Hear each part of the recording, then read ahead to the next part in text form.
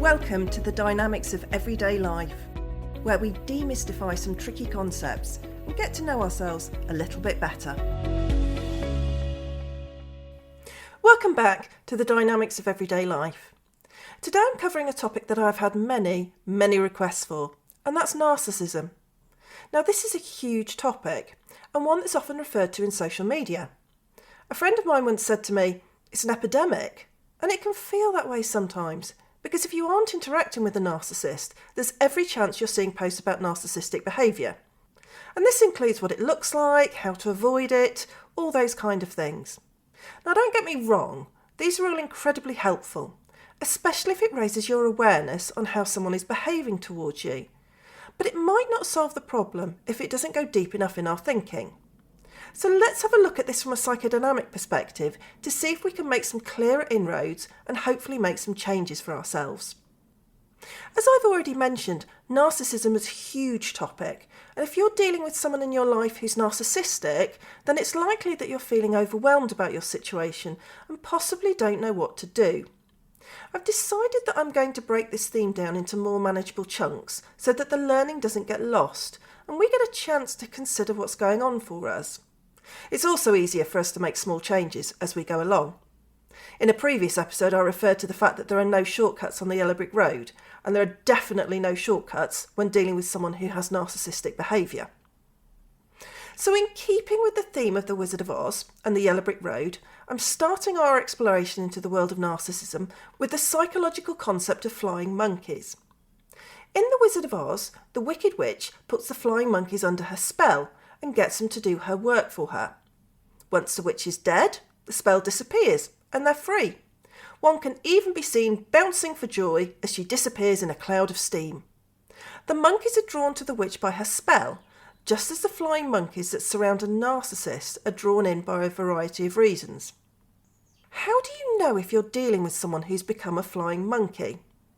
Now this can be a bit tricky, as on the outside it might just look like someone who's decided to take a particular side in an argument. However, have a think about whether you've seen any examples of this type of behaviour. So, siding with the narcissist no matter what they've said to you privately, or what evidence there is to the contrary. They may gaslight you or try to control you. They may use your words to help the narcissist in their behaviour towards you, whether that's harassment or manipulation. So already we can see some defensive behaviours popping up here. A flying monkey will use denial in a bid to keep their perceived safe space with a narcissist. There's anxiety involved in these situations, and wherever we have anxiety, we have defence mechanisms. It's extremely likely that the flying monkey can see what's happening to you, at least on an unconscious level, even if they don't want to admit it to themselves consciously. And make absolutely no mistake, they do not want to be in your position, so they will do everything they possibly can to ensure that they don't become a target. And if that includes throwing you under the bus, then so be it. Remember that there's safety in numbers, so a flying monkey will be drawn to a narcissist as it's safer on their side than it is out there, wondering if they're going to be the next target. Anyone can become a flying monkey. It's an incredibly easy trap to fall into. So don't be surprised if you find out that someone who you once considered to be an ally has now sided with the narcissist in their campaign against you. It's all part of the discombobulation that people feel in these situations. Why does this happen? Why do people who may once have been your friend or intimated that they shared the same view as you suddenly drop you like a hot potato and throw you under the bus? Let's get out our defence mechanism bingo card once again. We've already marked off denial, but there are definitely some more that we can include. Flying monkeys will often repress their difficult thoughts and feelings. It's possible that they might not know what the narcissist is really doing and genuinely think that they're a kind person doing the right thing. But once the narcissistic shell has cracked open, it's likely that they'll be exposed to the true behaviour of the narcissist. However, as the flying monkey enjoys, at least unconsciously, their status with the narcissist, then they aren't going to want to see the reality of the situation and so repress these thoughts and what they see happening. This can be incredibly frustrating for the other people involved in the situation, as you can find it difficult to know who to trust. Additionally, we've got some projection floating around in the mix. Once the flying monkey has seen that you're the current target of the narcissist, you become an unwilling scapegoat. Anything that the flying monkey doesn't like about themselves can now be projected into you. They've seen the narcissistic state that you're the problem, so it can feel like permission has been granted for you to become the repository of everyone else's emotional rubbish. This is another reason as to why you can feel so bruised and battered when you've been in this type of situation. You end up carrying a lot of emotional baggage that isn't yours to carry. Flying monkeys are also the masters of rationalisation. When asked to perform a particular task by the narcissist that might make them uncomfortable or be in conflict with their values, the flying monkeys can rationalise why they're doing this. We've explored rationalisation before.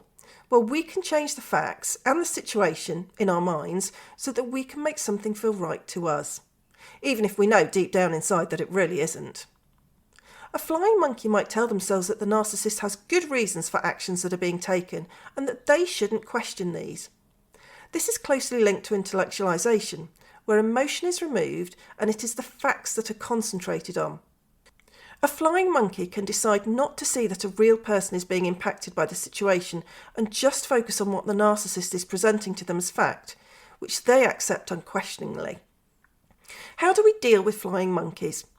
In some ways we deal with flying monkeys in the same way that we deal with narcissistic behaviour, and that's to limit as much exposure to and contact with the flying monkey as much as possible. That's often challenging when the narcissist is sending their flying monkey after you to do their bidding. However, the key thing here is to establish and maintain your boundaries. Avoid getting into heated confrontations with the flying monkey, as anything that is said is likely to be used against you. Narcissists and flying monkeys are adept at distorting reality and changing the narrative, so give people as little ammunition as possible. Now, on a contentious note, there is the very real possibility that at some point in your life or your career that you have been a flying monkey.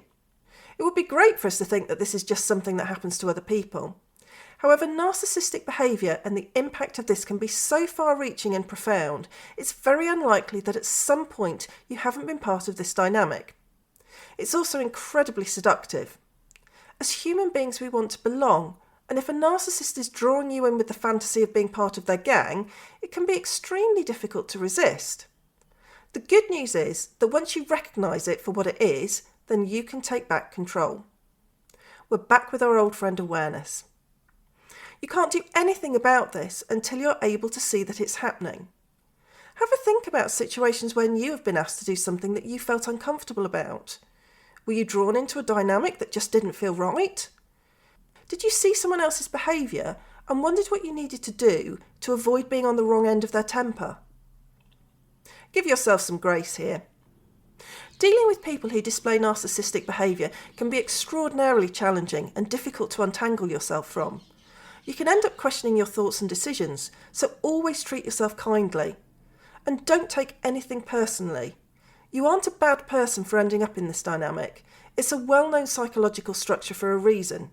It happens to a lot of people.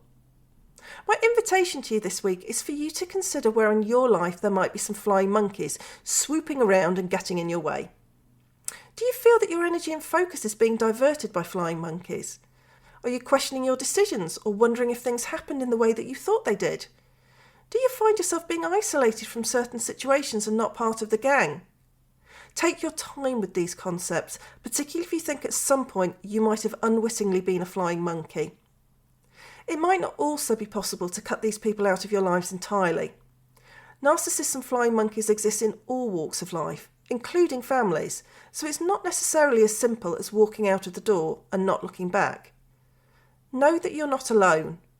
Other people have walked this path too, and you're not losing your mind. It can be helpful to talk to other people who've experienced similar challenges and situations. Looking at ourselves at this level can be challenging and unnerving as we develop our awareness, so I'd always encourage that you do this at your own speed. If you feel you need some extra help around this, then I've put together a PDF resource sheet and you can find the link for this in the show notes. Thanks for listening to this episode of The Dynamics of Everyday Life. Please hit the follow button for future episodes and subscribe wherever you get your podcasts. You can follow me on Instagram at The Dynamics of Everyday Life or find me on LinkedIn at Julia Rogers. I'd love to hear from you and hear your thoughts on dynamics. The Dynamics of Everyday Life is brought to you by Coaching 42 and the fabulous team at the Podcast Boutique.